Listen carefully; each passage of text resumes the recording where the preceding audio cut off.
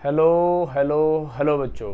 तो आज हमारा सॉल्यूशन का बच्चों लास्ट लेक्चर है, ऐसा कह सकते हो, डे नंबर 10, जिसमें हमने कॉलिगेटिव प्रॉपर्टीज़ की थी। आज हम ऑस्मोटिक प्रेशर और types of osmosis, reverse osmosis, सारी चीज़ें कवर करेंगे, है ना। उसके बाद ऑस्मोटिक प्रेशर के रिलेटेड क्वेश्चंस और हमारी सारी कॉलिगेटिव प्रॉपर्टीज़ के रिलेटेड क्वेश्चंस, जो अच्छे अच्छे लेवल के क्वेश्चंस हैं कॉन्सेप्ट के साथ, उन सभी को कवर करेंगे।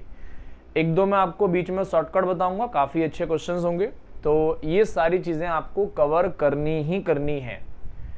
चलो सबसे पहले स्टार्ट करते हैं बच्चों, ऑस्मोसिस होता क्या है ना। ऑस्मोसिस और ऑस्मोटिक प्रेशर, अच्छा कॉलिगेटिव प्रॉपर्टी है बच्चों, तो कहीं ना कहीं ऐसा कह सकते हो आप कि सॉल्यूट पर डिपेंड करता है या मोल्स ऑफ सॉल्यूट पर डिपेंड करता है। तो पहले बच्चों मैं ना आपको सिखा देता हूँ, चीज़ें, तब आपको बहुत मज़ा आने वाला है। 3 डेफिनेशन एक साथ लूँगा मैं। तो पहले बच्चों मैं सिखाता हूँ आपको ऑस्मोसिस क्या है बच्चों, ऑस्मोसिस। 3 बातें सिखाऊंगा। एक सिखाऊंगा बच्चों ऑस्मोसिस, दूसरा सिखाऊंगा आपको ऑस्मोटिक प्रेशर, जिसको बच्चों हम पाई से रिप्रेजेंट करते हैं, और तीसरा सिखाऊंगा मैं रिवर्स ऑस्मोसिस। क्या सिखाऊंगा बच्चों, रिवर्स ऑस्मोसिस। तो मैंने क्या करा बच्चों, एक सॉल्यूशन बना लिया और इस सॉल्यूशन के 2 पार्ट कर दिए, है ना। बड़े आराम से सीखना।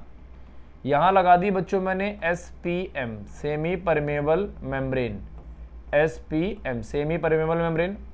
इधर भी मैंने वाटर रखा बच्चों, वाटर के अंदर मैंने सॉल्यूट को ऐड करा, है ना। वाटर के अंदर क्या ऐड करा बच्चों, सॉल्यूट को ऐड करा। और इधर भी मैंने वाटर के अंदर सॉल्यूट को ऐड कर दिया, इधर भी मैंने वाटर के अंदर सॉल्यूट को ऐड कर दिया। तो इधर भी सॉल्यूट को ऐड करा बच्चों, और इस वाले कंटेनर में भी सॉल्यूट को ऐड कर दिया। अच्छा अब मैं कुछ टर्म्स यूज़ करूँगा। अब आप कहोगे सर इतना बड़ा डायग्राम क्यों बना दिया, तो बेटा इसका बहुत एक लॉजिक है। अब अगर मैं आपसे पूछूं कि इस कंटेनर के मैंने 2 पार्ट कर दिए, पार्ट 1 और पार्ट 2, A और B।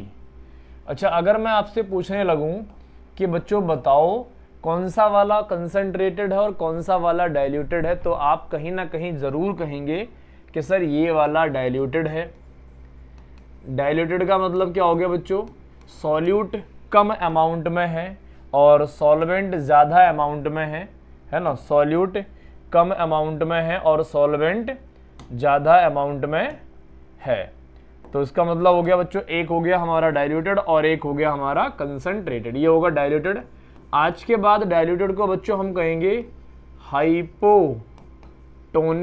क्या कहेंगे आज के बाद बच्चों, डाइल्यूटेड को कहेंगे हाइपोटोनिक, है ना। अच्छा हाइपोटोनिक को भी बेटा मैं ऐसा बोल सकता हूँ, लेस कंसंट्रेशन, ऐसा कह सकता हूँ क्या। तो आप कहोगे सर कह सकते हो, ऐसा भी है ना, लेस कंसंट्रेशन बोल सकते हो। चलो बच्चों ध्यान रखो, हाइपोटोनिक और हाइपरटोनिक, है ना, हाइपोटोनिक। अच्छा बी वाला पार्ट जो है बच्चों, ये कंसंट्रेटेड है। कैसा है, कंसंट्रेटेड है। कंसंट्रेटेड को आज के बाद कहेंगे हाइपरटोनिक, हाइपोटोनिक और हाइपरटोनिक। और यहाँ पर बच्चों डाइल्यूटेड था, ये कंसंट्रेशन थे, यहाँ पर क्या है, हाई कंसंट्रेशन है। क्या है बच्चों, हाई कंसंट्रेशन होता है, हाइपोटोनिक और हाइपोटोनिक।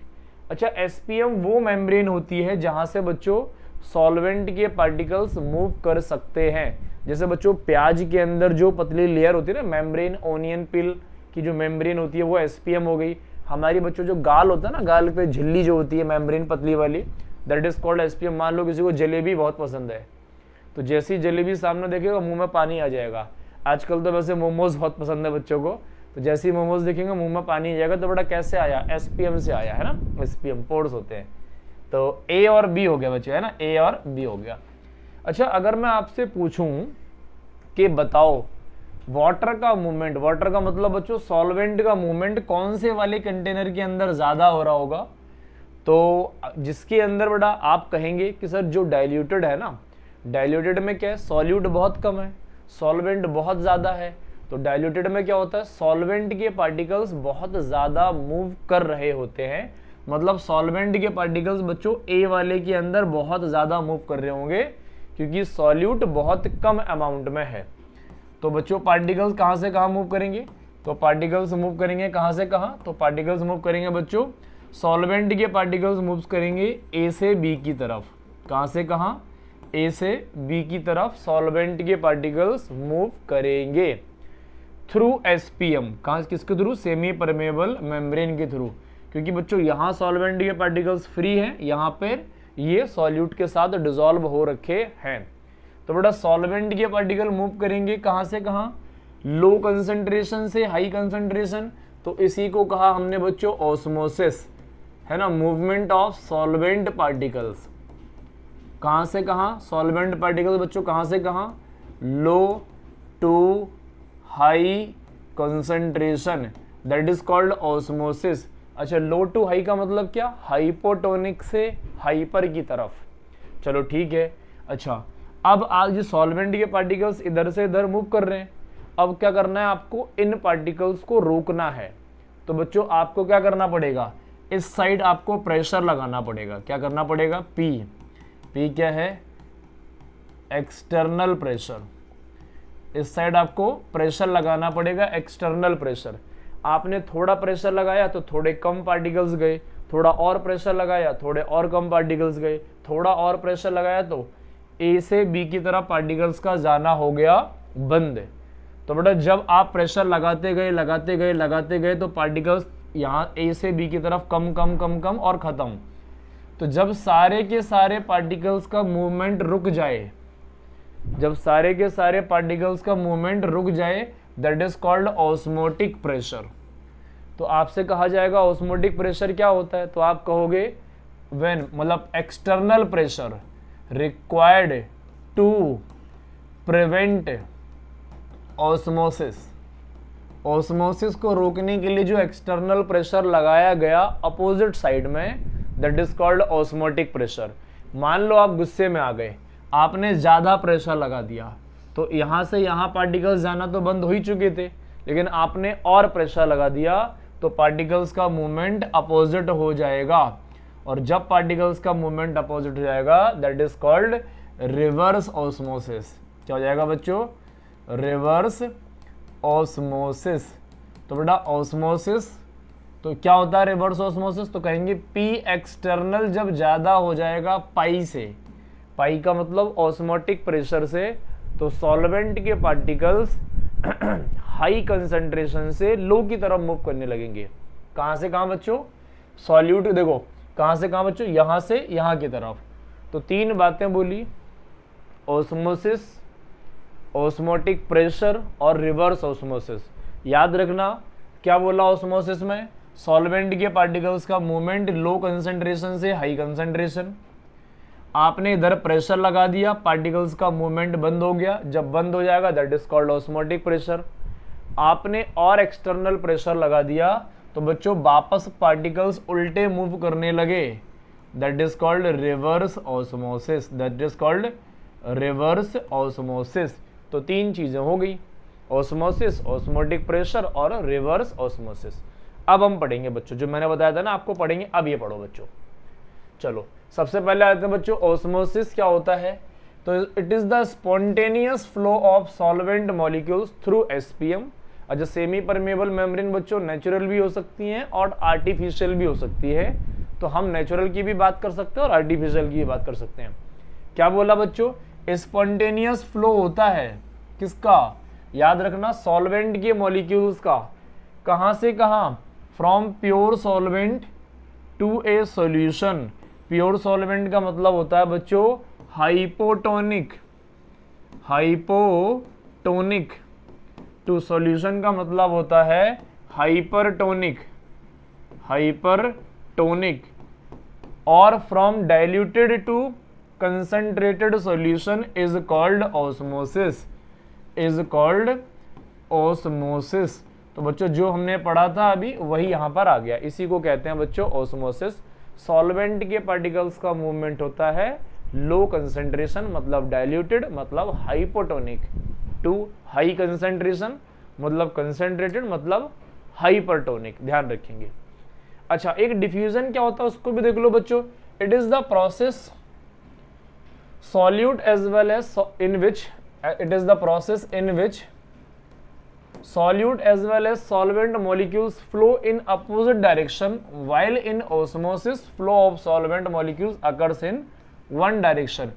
एक सेल है बच्चों कोई, यहाँ हाई कंसंट्रेशन है तो यहाँ लो है, तो यहाँ से यहाँ अपने आप जाएंगे, दैट इज कॉल्ड डिफ्यूजन, है ना। ऑस्मोसिस के लिए बच्चों मेम्ब्रेन की रिक्वायरमेंट पड़ती है, डिफ्यूजन के लिए मेम्ब्रेन की रिक्वायरमेंट नहीं पड़ती है ना, मे बी और मे नॉट बी, जनरली नहीं होती है। अच्छा, ऑस्मोसिस और डिफ्यूजन में यहाँ देखो, ये बच्चों यूनिडायरेक्शनल थोड़ी ना होता है, ये बाई डायरेक्शनल होता है, लेकिन ऑस्मोसिस हमेशा एक ही डायरेक्शन में मूव करती है, वो किधर भी हो सकती है। और कहाँ से कहाँ होती है ऑस्मोसिस? सॉल्वेंट से सॉल्यूट की तरफ। आगे देखो बच्चों, क्या नोट में क्या लिखा हुआ है, in osmosis semi permeable membrane is required while diffusion it is not required। Diffusion बच्चों एक ही सेल के अंदर है तो मेम्ब्रेन की रिक्वायरमेंट नहीं पड़ती है, ध्यान रखेंगे। ये डिफ्यूजन और ऑस्मोसिस में डिफरेंस हो गया। अच्छा, सेमी परमेबल मेम्ब्रेन क्या होता है? एक ऐसी membrane which allow solvent molecules, देख रहे हो, solvent molecules to pass through it but prevent the passage of solute molecules. Solute molecules नहीं पास कर सकते through, it is called a semi permeable membrane. बड़ा ऐसी मेम्ब्रेन होती है जिसमें सॉल्वेंट के पार्टिकल्स मूव कर सकते हैं लेकिन सॉल्यूट के पार्टिकल्स मूव नहीं कर सकते हैं। याद रखना, सॉल्वेंट के पार्टिकल्स ही मूव करेंगे। अगर वो ऑस्मोसिस है तो डाइल्यूटेड से कंसंट्रेटेड की तरफ जाएंगे, और अगर वो रिवर्स ऑस्मोसिस है तो कंसंट्रेटेड से डाइल्यूटेड की तरफ जाएंगे, but only solvent particles moves through SPM. ये बच्चों नेचुरल भी होगी और आर्टिफिशियल भी होगी। आगे शायद एग्जाम्पल लिखे होंगे मैंने, आर्टिफिशियल भी होगी, तो आगे देखते हैं बच्चों, है ना। ये है आगे है एसपीएम दो तरीके की होगी बच्चों, नेचुरल और आर्टिफिशियल, है ना। नेचुरल में देख लो बच्चों, मेम्ब्रेन ऑफ प्लांट, ठीक है, एंड एनिमल सेल की मेम्ब्रेन, एग मेम्ब्रेन, गॉट का ब्लैडर, ये भी बड़ा सेम एसपीएम की तरह ही काम करता है। अच्छा, कॉपर फेरोसाइनाइड, ये बड़ा इंपॉर्टेंट है, Cu2Fe6, ये याद रखेंगे आप, है ना। कॉपर फेरोसाइनाइड याद रखेंगे, है ना। और ये कैल्शियम फॉस्फेट हो गया, है ना, Ca3, तो क्या करोगे 3Ca2 + 2 PO4 3-, ये बड़ा आयनिक है लेकिन याद रखना आर्टिफिशियल मेम्ब्रेन की तरह काम करते हैं, इनको हम लैब में प्रिपेयर कर सकते हैं। अभी बेटा मैंने ऑस्मोसिस की बात की है, अब ऑस्मोटिक प्रेशर की बात कर लेंगे, जो अभी बताया था मैंने, पाई से रिप्रेजेंट करते हैं। क्या बताया था? ऑस्मोसिस को रोकने के लिए जो प्रेशर क्रिएट करा जाता है, प्रेशर लगाया जाता है opposite side, that is called osmotic pressure. तो क्या लिखा है? The hydrostatic pressure develop as a result of osmosis is a measure of osmotic pressure of the solution। ये तो बच्चों किताबी भाषा वाली डेफिनेशन हो गई, ये पढ़ो। The minimum external pressure required to apply on solution side to prevent osmosis is called osmotic pressure। जो बड़ा सॉल्यूशन साइड है, मतलब कंसंट्रेटेड साइड जो है, उस साइड अप्लाई करते हैं। और किस लिए करते हैं अप्लाई? To prevent osmosis. तो ऐसा भी बोल सकते हो, minimum external pressure required to prevent osmosis is called osmotic pressure. Required to apply भी बोल सकते हो on solution side. Solution side का मतलब बच्चों क्या हो गया? कंसंट्रेटेड साइड, और कंसंट्रेटेड साइड को ही क्या बोल सकते हैं? Hypertonic side. क्या बोल सकते हैं बच्चों? Hypertonic side. तो कुछ भी बोलो भाई, सब एक ही चीजें हैं, बस दिमाग में रखना, सॉल्वेंट का खेल होता है बड़ा सारा, है ना। अच्छा, अब आगे आ जाओ। अच्छा, ऑस्मोटिक प्रेशर किस चीज पर डिपेंड करता है, तो वो बात कर लेते हैं बच्चों, है ना। मैं आगे देख लेता हूं, आगे कुछ है क्या? अच्छा ठीक है, नहीं है। ऑस्मोटिक प्रेशर तो मैं देखता हूं, देखो ऑस्मोटिक प्रेशर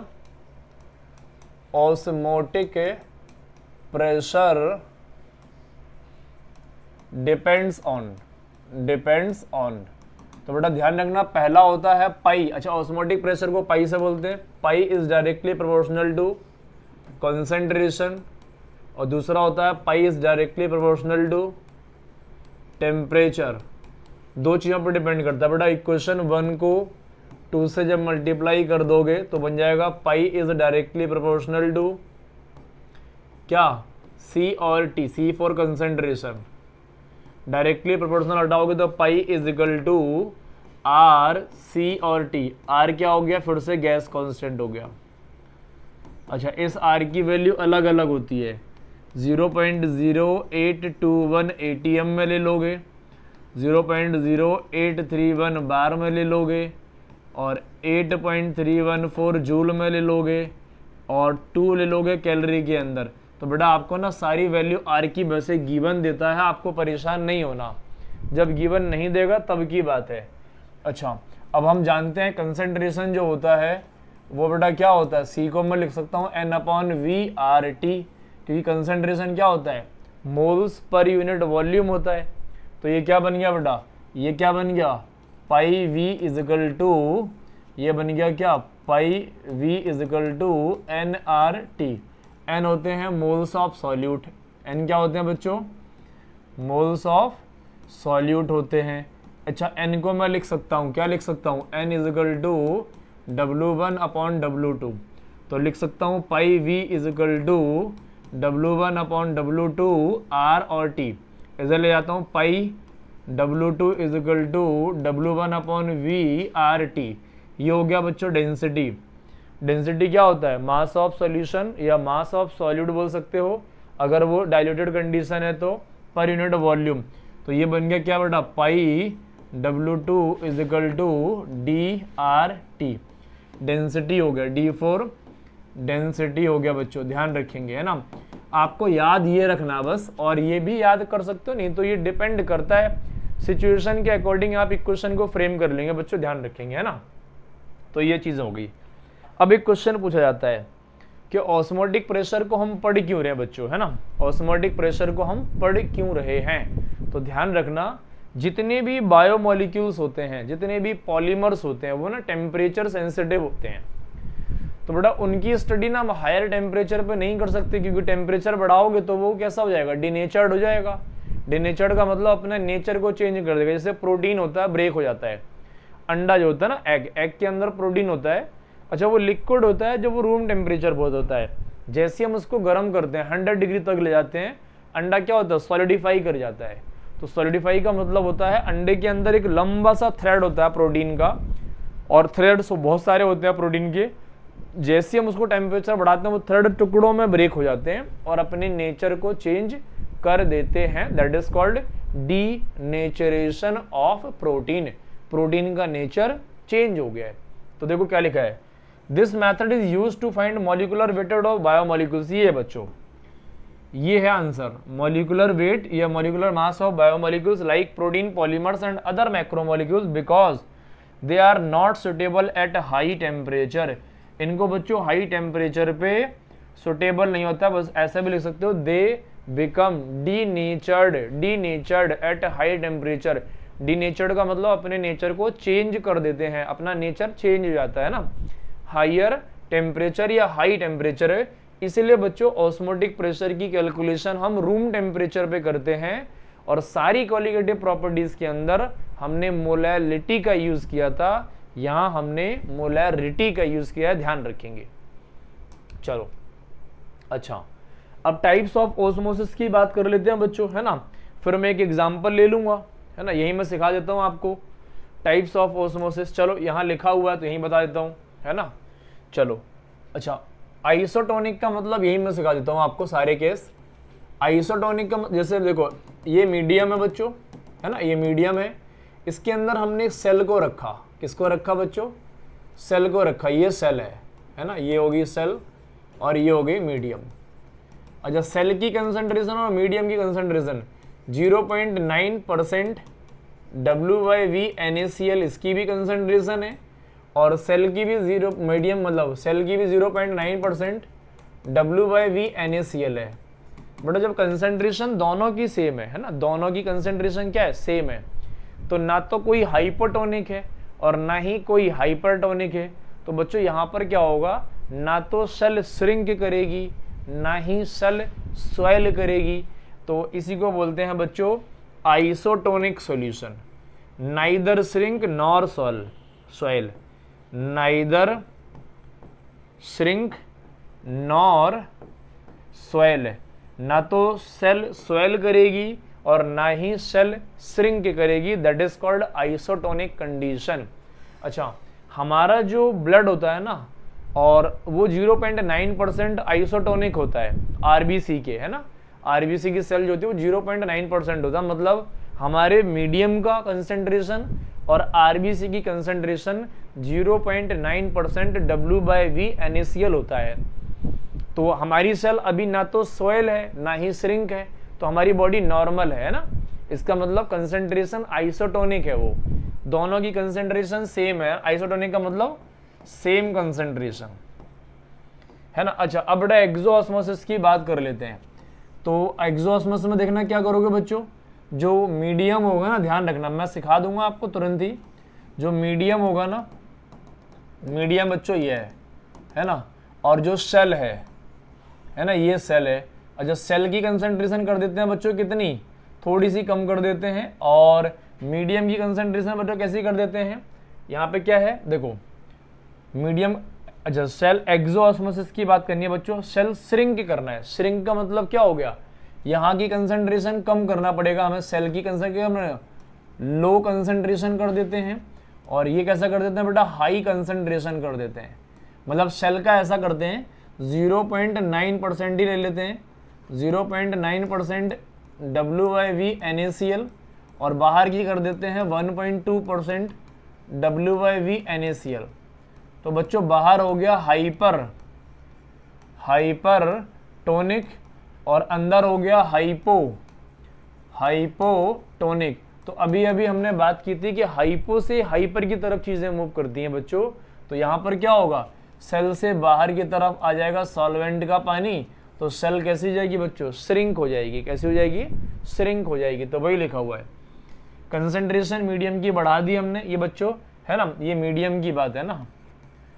तो बच्चों क्या हो गया, हाइपरटोनिक हो गया, है ना। मीडियम कैसा होगा, हाइपरटोनिक हो गया, तो एक्सोऑस्मोसिस हो जाएगा और सेल क्या हो जाएगी, श्रिंक हो जाएगी। क्या हो जाएगी, श्रिंक। अब एंडोऑस्मोसिस का देख लो एग्जांपल बच्चों, एंडोऑस्मोसिस का एग्जांपल देखना। हमने मीडियम की कंसेंट्रेशन क्या कर दी बच्चों, सेल की कंसेंट्रेशन 0.9% ही है, W/V NaCl। अच्छा, मीडियम की कंसेंट्रेशन हमने कर दी 0.7%, कितनी कर दी बच्चों, 0.7% W/V NaCl। तो इस बार मीडियम हो गया हाइपो और सेल हो गया हाइपर। तो बेटा क्या होगा, हाइपो से हाइपर की तरफ मूव करेंगे तो ये क्या सा हो जाएगा, सेल स्वेल कर जाएगी, दैट इज कॉल्ड एंडोऑस्मोसिस। जो किसमिस के साथ होता है ना, रात को आप भिगोने के लिए डालो, सुबह किसमिस फूल जाती है। तो यहाँ पर क्या हो गया बच्चों, कंसेंट्रेशन हमने कम कर दी मीडियम की, तो हाइपोटोनिक हो गया मीडियम, और एंडोऑस्मोसिस हो गया, और सेल कैसी हो गई, स्वेल हो गई। तो तीन केस होते हैं, आइसोटोनिक और एंडोऑस्मोसिस और एक्सोऑस्मोसिस। आइसोटोनिक में सेम कंसेंट्रेशन, एंडो के अंदर बाहर का कंसेंट्रेशन कम कर दो, देखो 0.7 कर दिया, तो बाहर से अंदर की तरफ चीजें मूव करेंगी, और एक्सो के अंदर बाहर की कंसेंट्रेशन बढ़ा दो। क्वेश्चन ऐसे पूछ सकता है एग्जामिनर कि हमारा आरबीसी कितने परसेंट पर आइसोटोनिक होता, तो हम बोलेंगे 0.9% NaCl W/V। W/V का मतलब वेट बाय वॉल्यूम, आइसोटोनिक होता है ब्लड के साथ, ध्यान रखेंगे। चलो आगे चलते हैं बेटा, पीछे को छूटा तो नहीं है, एक बार देख लेता हूं मैं। अच्छा, अब आ जाते हैं एग्जाम्पल बच्चों, आइसोटोनिक की बात करते हैं। तो अभी बोला था, two solution having same osmotic pressure at a given temperature is called isotonic, neither cell swell nor shrink. Isotonic our blood है ना, cell neither swell nor shrink. Hypertonic, hypertonic कर दिया बेटा। हाइपरटोनिक का मतलब देखो क्या हो गया, solution which have high concentration less than 0.9% NaCl. When cell is placed in such a solution, water will flow inside the cell and the cell swell up. That is called endoosmosis. क्या, endoosmosis है ना। चलो आगे चलते हैं बच्चों, एक्सोऑस्मोसिस पर आ जाओ, एक्सोऑस्मोसिस भी कहीं पर होगा, है ना। एक्सोऑस्मोसिस अच्छा नहीं लिखा है तो मैं बता देता हूँ एंडोऑस्मोसिस और एक्सोऑस्मोसिस जो अभी समझाया बच्चों, है ना। अच्छा कुछ इंपॉर्टेंट एग्जांपल्स होते हैं, जैसे बच्चों प्लांट की रूट एब्जॉर्ब करता है वाटर सॉइल से ड्यू टू ऑस्मोसिस, एक एग्जांपल हो गया। जितनी भी सीड होती है ना वो सारी बच्चों एंडोऑस्मोसिस करती है। Concentration of cell sap inside the root hair cells is higher than that of water present in the cell, it is due to endosmosis, ठीक है। अच्छा रेड ब्लड सेल फट जाती है जब उनको पानी में रखा जाता है ड्यू टू एंडोऑस्मोसिस, क्योंकि बच्चों वाटर के कंसेंट्रेशन प्योर हो गया तो बड़ा हमेशा कम कंसेंट्रेशन से ज़्यादा की तरफ मूव करती है। वाटर प्योर है मतलब बिल्कुल कम कंसेंट्रेशन है, पानी के अंदर आपने क्या रख दिया बच्चों, सेल को रख दिया, ये प्योर है इसके अंदर कंसेंट्रेटेड है, बस ये फट जाएगी ना सेल एंडोऑस्मोसिस की वजह से। डेड बॉडीज जो होती हैं बच्चों वो फूल जाती है ड्यू टू एंडोऑस्मोसिस, है ना। कोई पानी में अगर डूब गया तो सुबह सुबह बॉडी ऊपर आ जाती है क्योंकि वो फूल जाती है, सेल स्वेल कर जाते हैं। चलो बच्चों dried fruits and vegetables are placed in water, dry fruits और वेजिटेबल्स को क्या आता है, क्या होता है बच्चों, स्वेल कर जाते हैं और ओरिजिनल फॉर्म में आ जाते हैं बिकॉज ऑफ एंडोऑस्मोसिस, ध्यान रखेंगे। अच्छा प्लाज्मोलिसिस थोड़ा एक इंपॉर्टेंट छोटा सा पॉइंट है। Plasmolysis is the phenomena of shrinking of living cells on keeping in hypertonic solution, osmosis causes plasmolysis, मतलब यही तो बच्चों कहा है अभी, यही तो ऑस्मोसिस का टाइप है, उसका एक अलग नाम दे दिया। क्यों बच्चों बोल दिया, shrinking of living cells on keeping hypertonic solution, सिर्फ एक ही कंडीशन है, इसी को स्पेशल नाम दे दिया प्लाज्मोलिसिस। अच्छा haemolysis is the phenomena of rupturing of living cells, living cells को ब्रेक करने के फिनोमेना को बोलते हैं haemolysis on keeping in A hypertonic solution. तो यहाँ पे क्या होगा, ऑस्मोसिस कॉजेज हीमोलिसिस, ऑस्मोसिस की वजह से ही प्लाज्मोलिसिस होता है और ऑस्मोसिस की वजह से ही हीमोलिसिस होता है। हीमोलिसिस में लिविंग सेल्स को ब्रेक करते हैं, रैप्चर करते हैं, फट जाते हैं सेल्स, और प्लाज्मोलिसिस में श्रिंक कर जाते हैं बच्चों, है ना, लिविंग सेल का श्रिंक कर जाते हैं। यही बेटा अचार वाला एग्जाम्पल होता है ना, अचार को नमक डाला जाता है अचार के अंदर, क्यों, वो वाली बात है। अच्छा एक एडेमा है, ये इंपॉर्टेंट है थोड़ा सा, क्यों इंपॉर्टेंट है, ये बच्चों बुढ़ापे में बहुत ज़्यादा प्रॉब्लम होती है सबको। जो लोग ज़्यादा नमक खाते हैं ना उनको कहा जाता है कि भैया नमक कम खाओ नहीं तो बुढ़ापे में ज़्यादा प्रॉब्लम होगी। क्यों, क्योंकि उनके जॉइंट्स के अंदर सॉइलिंग हो जाती है। देखो बेटा क्यों होता है, ऑस्मोसिस की वजह से। When a person take a lot of salt या salty food, water comes out of RBC and water retention in tissues takes place. RBC से वाटर निकल गया मतलब सेल सिकुड़ गई और टिश्यू के अंदर आके भर गया तो वहां पर स्वेलिंग हो जाती है। Tissue takes place which causes intracellular space resulting in swelling, this is known as oedema.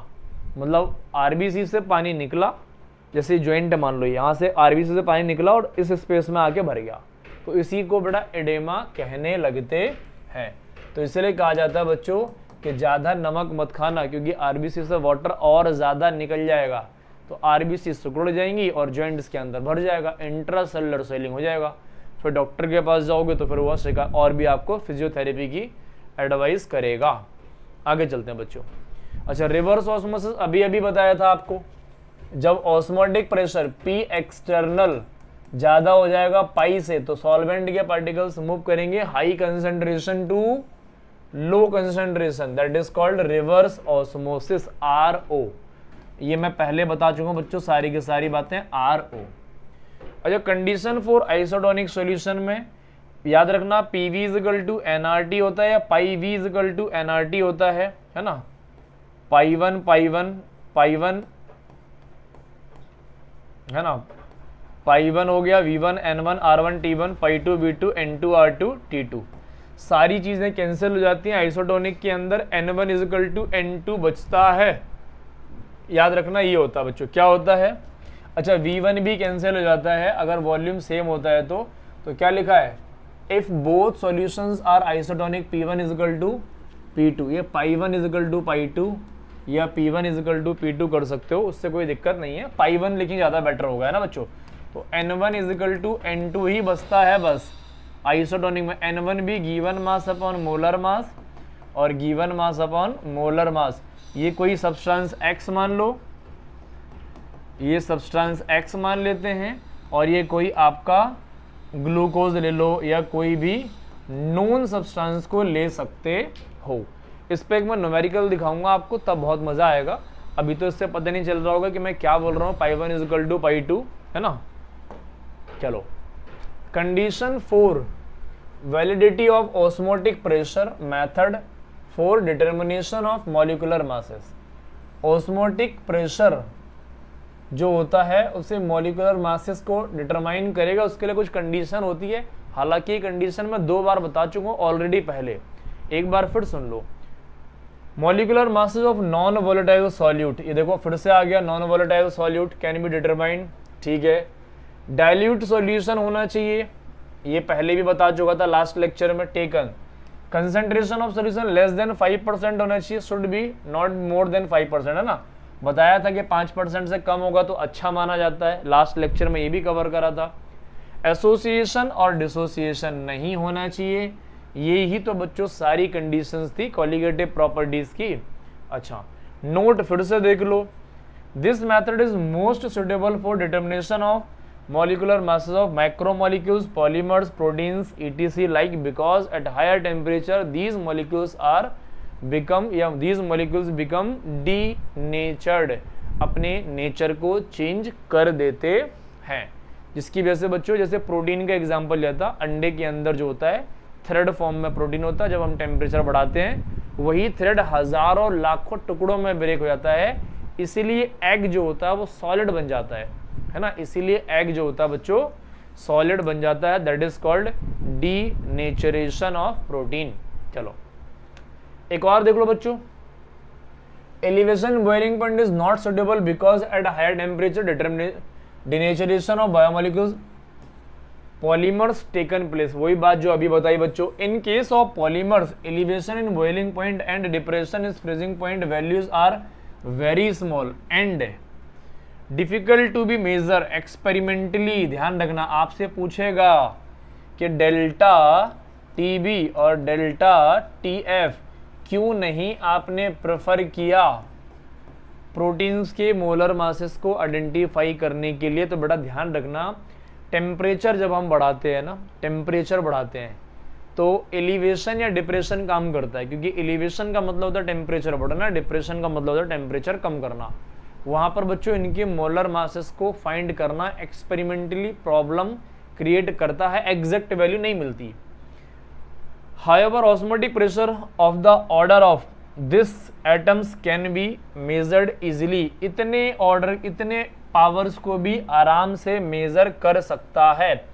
एक बार लाइन दोबारा पढ़ो, इन केस ऑफ पॉलीमर्स, पॉलीमर्स का मतलब प्रोटीन, कार्बोहाइड्रेट्स, फैट, सारी बात कर रहे हैं। Elevation in boiling point and depression in freezing point values are very small and difficult to measure experimentally. इनको मेजर करना बड़ा मुश्किल है भाई, एलिवेशन बहुत छोटा है, डिप्रेशन बहुत छोटा है। हाउएवर ऑस्मोटिक प्रेशर इतनी छोटी वैल्यू को भी आसानी से मेजर कर सकता है, because we calculate at room temperature. Room temperature पे कैलकुलेट करते हैं, इसलिए इसका मेजरमेंट आसान बन जाता है।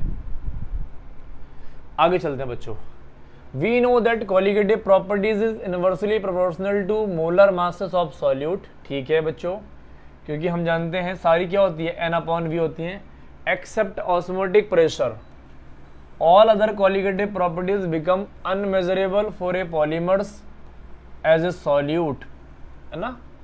Only osmotic pressure is found suitable for the measurement of the molar masses of polymers because जो सुटेबल ऑस्मोटिक प्रेशर की कैलकुलेशन होती है बच्चों वो रूम टेम्परेचर पे की जाती है, ध्यान रखेंगे। चलो, ऑस्मोटिक प्रेशर मिक्सचर के अंदर बड़ा है ना, मिक्सचर के अंदर क्या होगा, पाई 1 पाई 2 पाई 3 है ना। पाई 1 कंटेनर है एक का बच्चों पाई 1 V1 हो गया, पाई 1 V1, दूसरे का पाई 2 V2 और तीसरे का हो गया, मिक्सचर कर दिया बच्चों इसको भी और इसको भी, तो क्या हो गया, रिजल्टेंट कर दिया। तो बेटा V1 प्लस V2 कर देना, ये पाई R का मतलब रिजल्टेंट V1 प्लस V2। तो ये आपका फॉर्मूला क्रिएट हो गया, pi 1 V1 plus pi 2 V2 is equal to pi R V1 plus V2, ये रिजल्टेंट का फॉर्मूला हो गया बच्चों, है ना। चलो केस 2 के अंदर देख लो, N1 and N2 are the number of moles of two different solutes present in V1 and V2 volume respectively. तो बेटा पाई 1 क्या हो गया, देखो पाई 1 क्या होता है, pi 1 is equal to N1 I1 R और T, पाई 2 क्या होता है I2 N2 R और T, RT खत्म हो गया। अच्छा कॉमन निकाल लो तो क्या बचा, N2 I2 plus N1 I1 है ना, N1 I1, तो ये हो गया बच्चों फाइनल आपका। तो pi is equal to N1 I1 plus N2 I2 RT हो गया अपॉन में V1 प्लस V2। तो इस फॉर्मूले को भी याद कर सकते हो। I1 एंड I2 बेटा बेंड्स ऑफ फैक्टर ही आपको पहले से ही पता है, इसमें मैंने बताया था I1 I2 ये नॉन इलेक्ट्रोलाइट्स के लिए, नॉन इलेक्ट्रोलाइट्स के लिए बच्चों I की वैल्यू 1 हो जाती है, अदरवाइज डिसोसिएशन में बढ़ जाती है और एसोसिएशन में कम हो जाती है। ये बातें भी हमने कवर की हुई है बच्चों, है ना। चलो आगे चलते हैं। अच्छा अब आपका आज का पहला क्वेश्चन, है ना, आज का पहला क्वेश्चन। अब बड़े अच्छे अच्छे क्वेश्चन करेंगे हम लोग फाउंड। देखो बच्चों क्या बोल रहा है, इंपेरिकल फॉर्मूला दे रखा है नॉन इलेक्ट्रोलाइट। देखो कहानी यहां से आ गई, ये ब्रेक नहीं हो सकता। क्या है, CH2O। इसका मोलर मास कैलकुलेट कर लेते हैं बच्चों। कार्बन का हो गया 12, 2 हो गया इसका, 16 हो गया इसका, तो 12 दूनी 24 और 24 दूनी 28 और ये हो गया 30। ये हो गया मोलर मास ग्राम पर मोल, ठीक है। इस सॉल्यूशन कंटेन 3 ग्राम पर litre of the compound exert the same osmotic pressure. अच्छा 3 ग्राम पर लीटर है, ठीक है। ये स्ट्रेंथ दे रखी है बच्चों, क्या दे रखी है, स्ट्रेंथ दे रखी है। ग्राम पर लीटर स्ट्रेंथ की यूनिट होती है, ध्यान रखना, मोल पर लीटर नहीं है, ये ग्राम पर लीटर है। क्या है बच्चों, ग्राम पर लीटर। चलो, compound exert the same osmotic pressure as that of this, ये कंसंट्रेशन दे रखी है, this M glucose, the molecular formula of the compound is. बच्चों बड़ा आसान है, बड़ा आसान है ना, N की वैल्यू निकालनी है आपको। अच्छा एक क्वेश्चन हमारे पास होता है, मैंने 11th में पढ़ा है बच्चों, molecular formula is equal to होता है N times of empirical formula, है ना। N होता है कॉमन नंबर, एम्पेरिकल फॉर्मूला हमारे पास CH2O, N निकालना है हमें। अच्छा N का जो फॉर्मूला होता है, ये भी मैं लिख देता हूं, N का जो फॉर्मूला होता है वो होता है मोलर मास अपॉन में एम्पेरिकल फॉर्मूला मास। अच्छा तो एम्पेरिकल फॉर्मूला मास हमारे पास हो गया कितना, मोलर मास हमें नहीं पता, एम्पेरिकल फॉर्मूला मास हो गया हमारे पास 30। तो बेटा यहां से N निकाल लोगे, आपका आंसर बन जाएगा। मैंने स्कीम पूरी बता दी, अब मोलर मास निकालते हैं। अच्छा ऑस्मोटिक प्रेशर बोल रहे हैं, अभी बताया था मैंने, ऑस्मोटिक प्रेशर में क्या होता है, N अपॉन V होता है ना। N1 अपॉन N2 बचता है। देखो मैं और सिखा देता हूं, जब आइसोटोनिक हो जाता है ना बेटा, तो pi 1 is equal to C1, C की जगह पे मैं N अपॉन V लिख दूं, अभी लिख देता हूँ। चलो बेटा एक क्वेश्चन बता दो, पाई 1 जब आइसोटोनिक बोलेगा ना, आइसोटोनिक के अंदर, तो आइसोटोनिक के अंदर बेटा क्या कर देंगे, N1 is equal to N2 होता है। क्या होता है, N1 is equal to N2। तो बेटा ये देखो क्या हो गया, 3 अपॉन में, ये हो गया बेटा 3 अपॉन में M2 का मतलब W2 बोल सकते हो, 3 upon M W2 is equal to 0.05, है ना, इज इक्वल टू 0.05। ये हो जाएगा बच्चों, है ना। कैसे, गिवन मास 3 हो गया, 3 ग्राम पर लीटर है, मोलर मास W2 हो गया, है ना। अच्छा और यहाँ पर वॉल्यूम इसका भी 1 हो गया बच्चों, और मोलैरिटी का मतलब होता है N अपॉन V। तो वॉल्यूम देखो ये मोलैरिटी है, तो ये 1 अपॉन 1 ही होगा, है ना।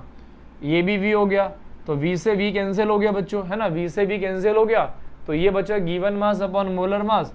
तो 3 अपॉन में 0.05 इज इक्वल टू W2 हो गया, 2 जीरो ऊपर लगा दो, ये कितना हो गया, 5 छक्का 30, 60 ग्राम हो गया। अच्छा अब मोलर मास 60 हो गया, तो N is equal to 60 upon में 30 इज इक्वल टू कितना आ गया, 2 आ गया। 2 इस फॉर्मूले में यहाँ पुट कर दो, तो ये क्या बन गया C2H4 और O2, ये फॉर्मूला कहीं पर है क्या, C2H4O2, ये बन जाएगा। अच्छा, बहुत सारे बच्चों को ना ये थोड़ी सी दिक्कत हुई होगी, ये मैंने क्या कर दिया है ना, तो ऐसा करता हूं मैं आपको ना अगले पेज पे लेके सिखा देता हूं, क्योंकि ये बड़ी इंपॉर्टेंट चीज है। आइसोटोनिक में जब भी बोलूंगा आज के बाद, तो इसका मतलब होता है बेटा दो केस देगा वो कोई भी। मान लो एक ग्लूकोज ले लिया मैंने, है ना, या 5% ग्लूकोज आइसोटोनिक ले लेता हूं, कितने 10% unknown substance X, find molar mass of X, ये पूरा क्वेश्चन ही ले लिया मैंने। तो ग्लूकोज के लिए एक क्वेश्चन बना लो, π1 is equal to C1 RT, π2 is equal to C2 RT। अच्छा, C को लिखोगे π1 is equal to N1 V1 R और T, इसको लिखोगे π2 is equal to N2 V2 R और T। अच्छा, अब देखना क्या होता है, π1 is equal to π2 is equal to pi, R1 is equal to R2 is equal to R, T1 is equal to T2 is equal to T, V1 is equal to V2 is equal to V। अब जब सारी चीज़ें cancel ही हो जा रही हैं, ये cancel हो गया, RT कैंसिल हो गया, V1 कैंसिल हो गया, तो N1 is equal to N2 बचा ना, N1 is equal to N2। बेटा ये गिवन मास हो गया 5/100% हटाओगे तो, यहाँ 10/100% हटाओगे तो 5 हो गया गिवन मास। मोलर मास होता है ग्लूकोज का 180 ग्राम, क्योंकि इसका फॉर्मूला होता है given mass upon molar mass. ये 10 हो गया, यहाँ x निकालना है, तो कर लो क्या हो गया बच्चों, तो ये 10 into 180/5 is equal to x, तो ये 2 18 दूनी 36, 360 ग्राम आ गया बच्चों x का अमाउंट। तो वही तो यार यहाँ करा है मैंने, वही तो यहाँ करा है मैंने, देखना क्या करा है, यही तो करा है। ये 3 ग्राम था गिवन मास, अच्छा पर लीटर था, तो बेटा पर लीटर, ये यहाँ पर मोलैरिटी दे रखी, देखो ये रही मोलैरिटी, तो इसका मतलब पता है क्या हो गया, इसका मतलब ये हो गया, इसका मतलब दोबारा देख लो एक बार और बता देता हूँ, है ना। देखो सारी चीज़ें कैंसिल हो गई, N1 is equal to N2 हो गया, तो गिवन मास हो गया 3 अपॉन W2 मोलर मास हो गया। अच्छा, या फिर मैं ऐसा ले लेता हूँ, देखना क्या ले लेता हूँ, N1 अपॉन में V is equal to N2 upon में V, N2 अपॉन में V, ठीक है। चलो N1 हो गया गिवन मास 3 ग्राम और N2 हो गया मोलर मास, है ना। N को मैं लिख सकता हूँ क्या, W1 upon W2 into V, इसको ये लिख सकता हूँ, इसको लिख सकता हूँ W1 upon W2 into V। अच्छा V कितना है, बार बार बोल रहा हूँ मैं, कितना है 1 लीटर, देखो ग्राम पर लीटर दे रखा है, तो 1 हो गया। गिवन मास 3, मोलर मास नहीं पता, ये हो गया V। अच्छा, इसको ना N अपॉन V को ही मोलैरिटी बोलते हैं, यहाँ पे क्या बोलते हैं, मोलैरिटी। तो इसने पूरा दे रखा है कितना, 0.05, तो बेटा यार W2 निकालना है, तो 3 अपॉन में 0.05 इज इक्वल टू W2 कर दोगे ना, तो कितना हो गया, ये 60 ग्राम आ गया, 60 से आंसर आ गया, तो ये आपका क्वेश्चन हो गया करेक्ट। तो ध्यान रखना बेटा, ऑस्मोटिक ना बड़ा इंपॉर्टेंट रोल करता है प्ले। अगला क्वेश्चन देखो, अगला क्वेश्चन क्या बच्चों, 5.25% substance X is isotonic with, देखो आगे फिर से वही कर दो बच्चों, ये लो, एक बार X हो गया 5.25% है सब्सटेंस X, और यहाँ पे 1.5% है यूरिया। यूरिया का मतलब होता है NH2CO NH2, तो गिवन मास अपॉन मोलर मास कर दो, तो बेटा ये कितना हो गया 5.25 अपॉन में X is equal to 1.5 upon में 60, तो X इज इक्वल टू कितना कर दोगे 5.25 इंटू 60 अपॉन में 1.5, तो ये हो गया 15 चौको 60 40, 200 के आसपास आ रहा है क्या बच्चों, 210 पॉइंट समथिंग, कितना आ रहा है 210 के आसपास आ रहा है, तो ये हो गया आपका आंसर आइसोटोनिक, देखते ही बच्चों, है ना।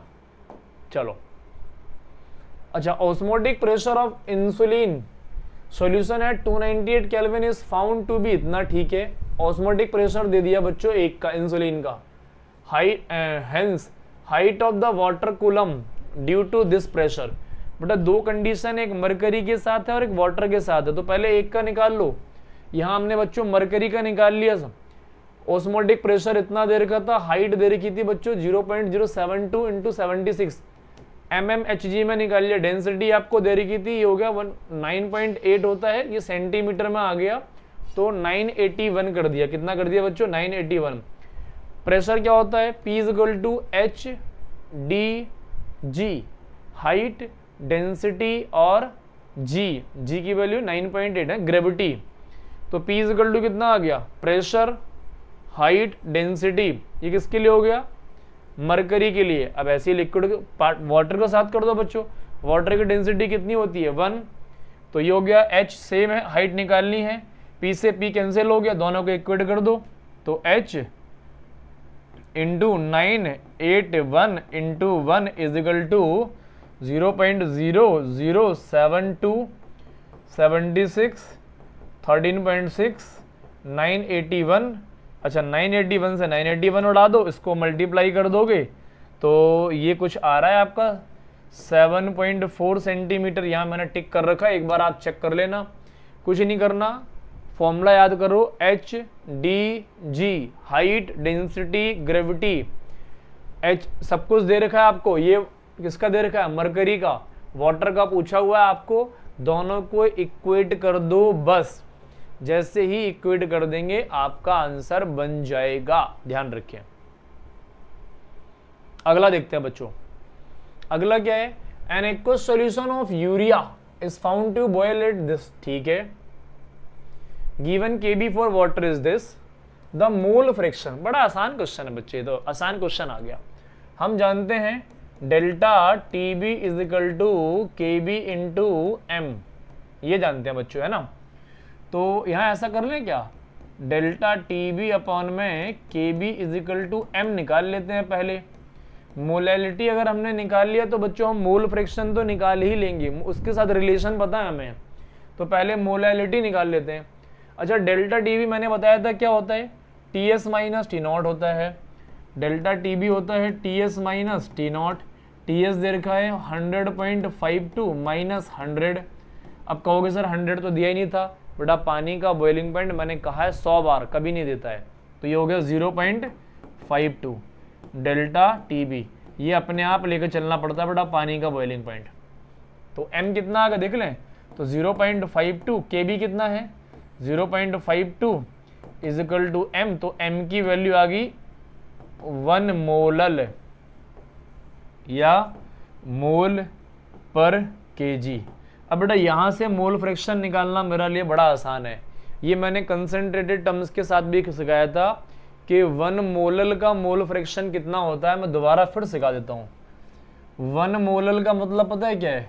1 मोल solute present in 1000 gram solvent.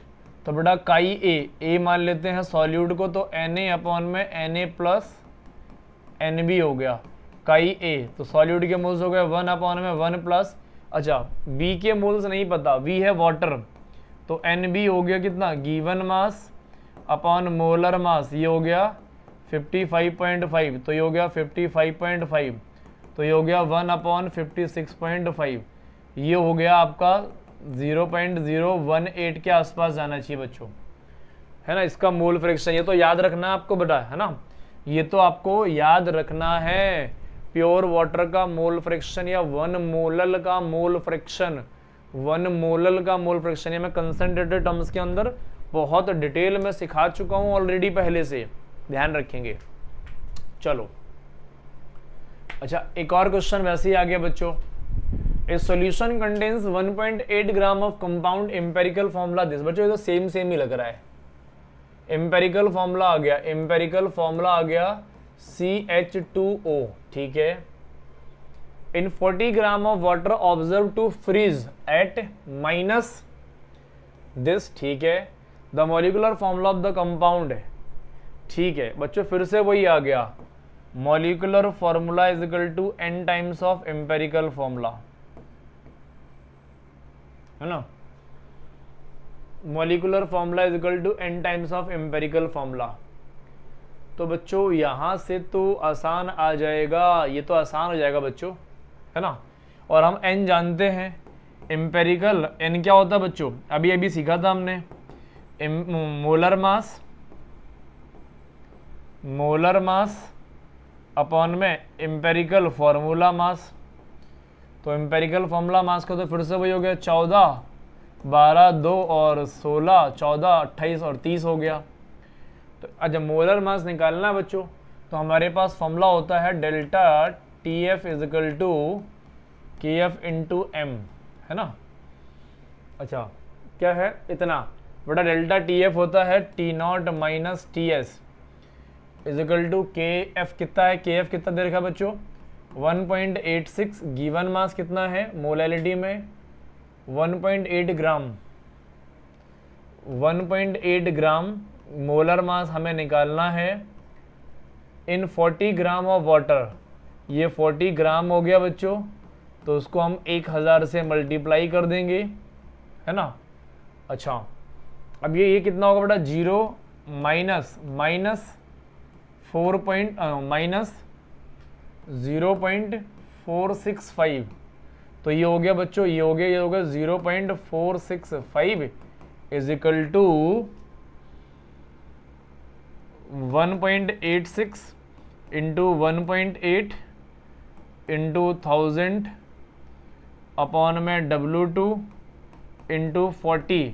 यहाँ से बेटा W2 निकाल लो, W2 का फॉर्मूला यहाँ पुट कर देना, इम्पेरिकल फॉर्मूला का मास अपने को 30 पता ही है, यहाँ से n आ जाएगा, n की वैल्यू यहाँ पुट कर देना, आंसर आ जाएगा। मेरे हिसाब से बेटा यहाँ पे ना 180 के आसपास जाना चाहिए, कि 15 दशमलव 18 आंसर इसका बेटा ऐसा कुछ बनेगा जो मेरे हिसाब से, है ना। एक बार आप चेक करके जरूर देख लेंगे क्या बन रहा है। यहाँ से मोलर मास W2 निकाल लेंगे। अच्छा बेटा मोलैलिटी पता है ना क्या होता है, given mass upon molar mass into WN kg। अगर ग्राम में होता तो ऊपर हम 1000 से मल्टीप्लाई कर देते, तो बेटा ये मोलैलिटी तो है, ये है ना, ये पूरा यहाँ से लेके पूरा मोलैलिटी है, लेकिन हमें ये फाइंड करना बच्चों, है ना, क्या करना, फाइंड करना है। तो यहाँ से आप आंसर इसका कमेंट करके मुझे जरूर बताएंगे कितना आ रहा है। मैंने बेटा पूरा क्वेश्चन बता दिया, पूरा क्वेश्चन का फॉर्मेट बता दिया। चलो अगला क्या है बच्चों, अगला है इन 100 gram of naphthalene 2.423 gram of sulphur was dissolve. ठीक है भाई, गिवन मास दे दिया, मेल्टिंग पॉइंट ऑफ नैफ्थलीन इतना दे दिया, ठीक है भाई। अच्छा डेल्टा टी एफ दे दिया इतना, and latent heat of vaporization, ओ हो। यहाँ पे बच्चों पूछ रहा है molecular formula of sulphur. Sulphur की 2 फॉर्म होती है, या तो S6 फॉर्म होगी या S8 फॉर्म होगी। इसका मतलब है पहले बेटा सल्फर का मोलर मास निकालना पड़ेगा आपको, है ना। तो फॉर्मूला देखो क्या होता है, delta T F is equal to K F into M होता है। चलो अच्छा के एफ की वैल्यू नहीं दे रखी, तो बेटा के एफ की वैल्यू देखो क्या होती है, मैं सिखाता हूं। तो के एफ की वैल्यू होती है R T not square upon में 1000 LF, ये होती है ना, R T not square upon में 1000 LF मैंने सिखाया था।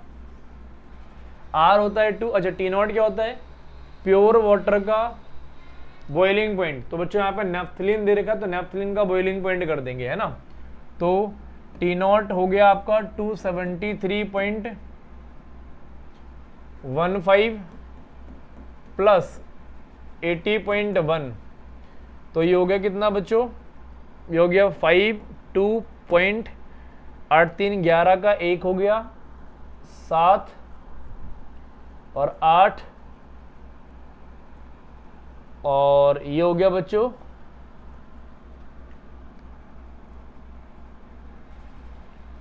ये हो गया बेटा कितना हो गया 273 था। अब 273 में बेटा 80 कर दो ऐड, है ना, कितना का ऐड कर दो 80 कर दो, तो ये हो गया, अच्छा ये 0 है बेटा, 0 है ना, ये 0 है, ये 3 हो गया, 8 7 15 का 5 हो गया 353.25, है ना। चलो अब इसको करते हैं। LF आपको दे ही रखा है 35.5। अच्छा M हमें पता है गिवन मास अपॉन मोलर मास होता है, और क्या दे रखा है बच्चों हमें, और क्या दे रखा है, 100 ग्राम ऑफ नेफ्थलीन, इतना ग्राम ऑफ डिजोल्व, इतना मेल्टिंग पॉइंट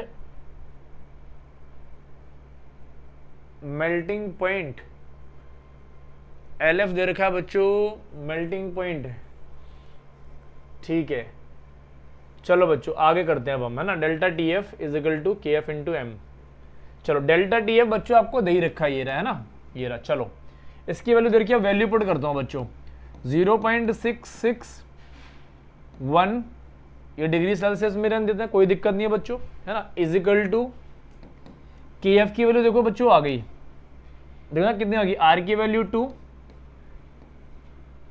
353.25 का स्क्वायर अपॉन में 1000 LF कितना देर का बड़ा, लेटेंट हीट ऑफ फ्यूजन कितना है 35.7, ये हो गया KF की वैल्यू। अब मोलैलिटी की वैल्यू निकालनी है, गिवन मास 2.423, मोलर मास निकालना है 100 ग्राम के अंदर है इंटू 1000, ये होगी बच्चों मोलैलिटी। यहाँ से जब आप सारी कैलकुलेशन करोगे तो 256 ग्राम के आसपास आना चाहिए, ग्राम पर मोल ये आना चाहिए। अच्छा मान लो ये आया नहीं आया, चेक कर लेना एक बार, मैं पुराने क्वेश्चन के हिसाब से बता रहा हूँ, जनरली यही फॉर्म आती है, एक बार आप चेक करके जरूर बताएंगे। अच्छा अब सल्फर की दो फॉर्म होती है, SX इज इक्वल टू 256 हो गया, 32 सल्फर का मोलर मास होता है 16 और 32 into X is equal to 256 हो गया, X की वैल्यू होगी 256 अपॉन में 32, 256 अपॉन में 32, ये हो गया बच्चों 8, तो 8 फॉर्म, S8 फॉर्म बननी चाहिए सल्फर की, ये वाली फॉर्म। ये मैंने पहले वाले क्वेश्चंस के हिसाब से बताया है, आप इसका मोलर मास जरूर चेक कर लेना, 256 आ भी रहा है नहीं आ रहा है, क्योंकि मैंने हर साल कोचिंग में कराया होते हैं तो बच्चों उसका मोलर मास 256 ही आता है। आप एक बार कैलकुलेट करके करेंगे 256 आ रहा है या उससे कम आ रहा है, उससे अगर कम आएगा तो S6 फॉर्म होगी, अगर 256 आया तो S8 फॉर्म होगी, ध्यान रखेंगे।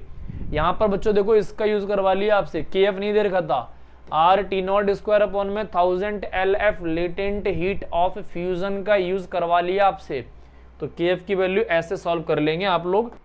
चलो बेटा अब अगले क्वेश्चन की तरफ चलते हैं, एक और अच्छा सा क्वेश्चन है बच्चों। क्या क्वेश्चन है, ए सॉल्यूशन कंटेन्स, समझना बेटा बढ़िया क्वेश्चन है, मोस्ट इंपॉर्टेंट लिख देना बेटा, most important. A solution contains 50 gram of ethylene glycol. Ethylene glycol का मतलब हो गया बच्चों CH2OH और CH2OH। अच्छा इसका मोलर मास चेक कर लें कितना होगा, तो 12 दूनी 14, 14 दूनी 28, तो 28 प्लस और ये कितना हो गया 16, 16 32 प्लस 2 है ना, तो 30 हो गया, 62 ग्राम पर मोल हो गया ना बेटा, ये हो गया इसका मोलर मास। अब क्या बोल रहा है बच्चों, ए solution contains 50 gram of ethylene glycol glycerol, ethylene glycol in 200 gram of water is cooled इतने %, ठीक है इतने पे कूल होता है। The amount of ice that will be separate out, बता 200 ग्राम पानी है बोल रहा है इसमें, फ्रिज हो रहा है, तो बताओ कितना अमाउंट सेपरेट हो जाएगा आइस का। आसान क्वेश्चन है लेकिन AIEEE पूछा हुआ था, मेंस पूछा हुआ था। डेल्टा TF बड़ा फॉर्मूला क्या होगा, delta TF is equal to KF into M, delta TF is equal to KF into M, delta TF बड़ा 0 minus 9.3 is equal to degree Celsius है बच्चों, KF हो गया 1.86, मोलैलिटी हो गया, अच्छा मोलैलिटी हो गया given mass upon molar mass into W, ये बेटा सॉल्वेंट का होता है, ग्राम में होगा तो हम 1000 से कर देंगे। इस बार बच्चों आपको ये W निकालना है, फाइंड यही करना है। बहुत सारे बच्चों को ये पता ही नहीं होता बच्चों W फाइंड करना है, उन्हें लगता पता नहीं क्या चीज़ फाइंड करनी है, बड़ा ध्यान रखेंगे ना। आपसे बोल रहा है 200 ग्राम में पानी दे रहा हूँ, बताओ कितना बर्फ बन जाएगा, कितना पानी सेपरेट हो जाएगा, तो यार यही तो निकालोगे, तो बस वैल्यू पुट कर दो। ये हो गया 9.3 is equal to 1.86 is equal to W1 कितना हो गया बच्चों 50 अपॉन में 62, ये मोलर मास हो गया, W इंटू 1000, ये W निकाल लो बच्चों, तो W is equal to 1.86 upon M 9.3 into 50 into 1000 upon M into 62, ये हो गया बच्चों तो ये 2 जीरो से 1 जीरो बढ़ा दो, 1 जीरो से ख़त्म हो गया, ये 2 आ गया, और यहाँ से बच्चों ये ख़त्म हो गया, और यहाँ से बच्चों ये ख़त्म हो गया, 31 हो गया। तो ये हो गया 5000 अपॉन में 31। तो ये कितना हो गया बच्चों, यही आ रहा है हमारा, है ना। तो इसको जब 31 से करेंगे, 31 से 5000 को करते हैं बच्चों, है ना। तो ये कितना हो गया, 3 15, 3 एकम 3, 31, ये हो गया बच्चों 19, 0, 3 18, 186 हो गया, ये 4 और 0, 161 पॉइंट आ रहा है बच्चों, ये 161 के आसपास जाएगा, कितना आएगा 161। अच्छा, इतना ग्राम बेटा क्या हो गया, क्या बोल रहा है, amount of ice that will be separate out. बेटा कितना हो गया, पानी 200 लिया था आपने, कितना लिया था बच्चों, 200 लिया था, तो अमाउंट ऑफ आइस देख लो, अमाउंट ऑफ आइस, तो बच्चों टोटल कितना था, 200 था, इसमें से कितना बचा हुआ है, 161 पॉइंट समथिंग बचा हुआ है।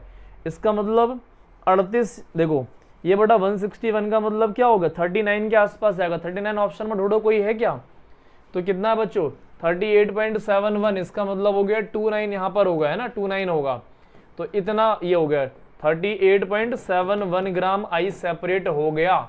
ये बड़ा इंपॉर्टेंट क्वेश्चन था बच्चे, भूलता बहुत है बच्चों, ध्यान रखेंगे, बहुत इंपॉर्टेंट है। अगले क्वेश्चन की तरफ आओ। अगला बोल रहा है फ्रीजिंग पॉइंट डिप्रेशन, मोलैलिटी दे दिया। अच्छा kx दिया बच्चों, kx इज इक्वल टू ये Fe, ये Cn6, बेटा x की वैल्यू पूछ रहा है। अच्छा, द फ्रीजिंग पॉइंट डिप्रेशन इतना, दिस इज दिस, ये दे रखा बच्चों, डिप्रेशन इधर का है। Determine the value of x is given by बेटा k। बेटा फॉर्मूला क्या लगेगा, delta TF is equal to I into KF into M। अच्छा, M आपको दे दिया मोलैलिटी, पहले I निकाल लो, क्योंकि बेटा हम जानते हैं यहाँ x की वैल्यू निकालनी है, x का मतलब होता है कितने मोल बन रहा है।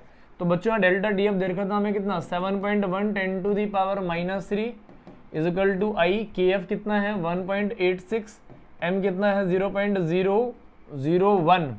तो बेटा यहाँ पर हो गया 7.1 into 10 to the power -3 upon M 1.86 और इंटू 0.001, ये बेटा कैंसिल हो जाएगा। तो यहाँ से I की वैल्यू आ जाएगी आपकी 3.817। ये I की वैल्यू बच्चों मैंने लिखी हुई है, एक बार आप कैलकुलेट करके देख लेंगे, मैं आपको कॉन्सेप्ट बता रहा हूँ क्योंकि लंबी बहुत ज़्यादा वीडियो हो रही है बच्चों, ध्यान रखेंगे ना।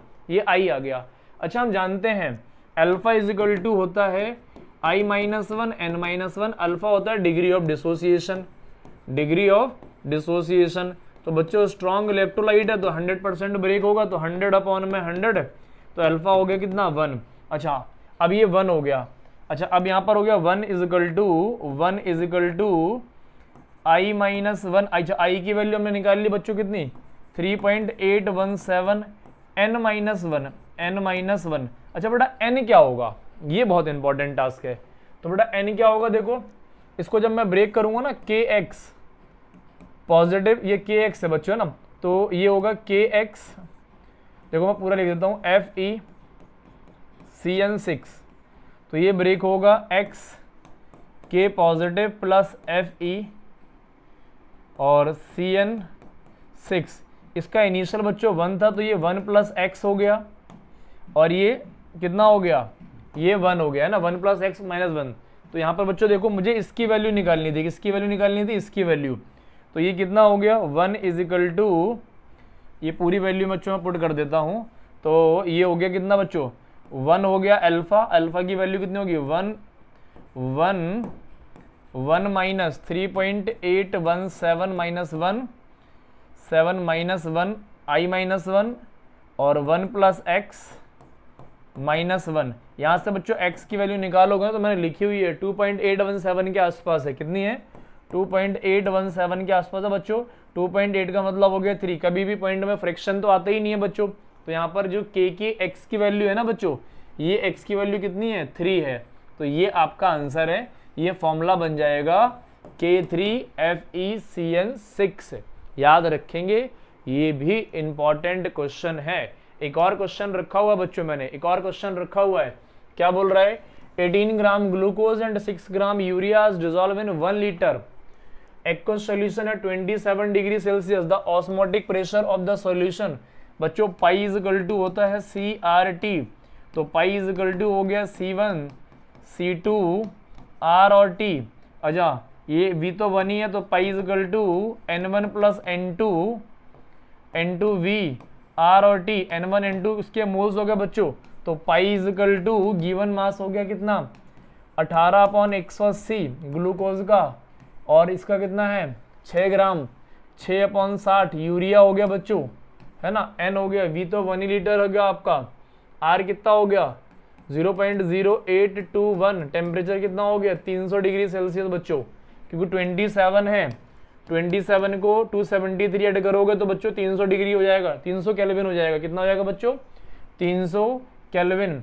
अच्छा ग्लूकोज का फॉर्मूला होता है C6H12O6, ये 180 होता है, NH2CONH2 ये बड़ा 60 होता है। मुझे थोड़ा तेज करना पड़ रहा है बच्चों, है ना। ये 1/10 ये 1/10, तो 0.1 इसको बेटा सॉल्व कर लेंगे, सारी चीजें आप कैलकुलेट कर आके और अपना आंसर टिक कर लेंगे।